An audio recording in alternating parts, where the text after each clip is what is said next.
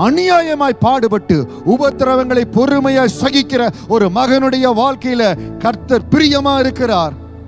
அநியாயமாய் பாடுபட்டு நீங்க சகிக்கிறீங்க பாருங்க. ஏன் நீங்க சகிக்கிறீங்க? அப்பா அனுமதிப்பது நிமித்தம் அதை நீங்க சகிக்கிறீங்க. ஆண்டவனை அனுமதித்தார்.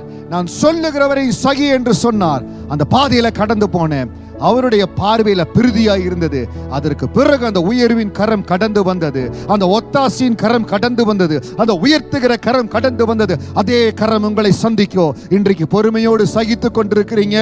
சொற்ப வாரங்கள்ங்க, ஒரு சில மாதங்கள் தான். நீங்க சகிப்பின் பாதையிலிருந்து ஆண்டவர் உங்களை வெளியில கொண்டு வந்துடுவார். நீங்க வெளியில கொண்டு வந்த பிறகு 1 பேதுரு 2:19 மகிமையான சாட்சியா இருப்பீங்க. கொஞ்ச நாட்கள் சகிப்பிலிருந்து உங்களை வெளியில கொண்டு வர போறார்.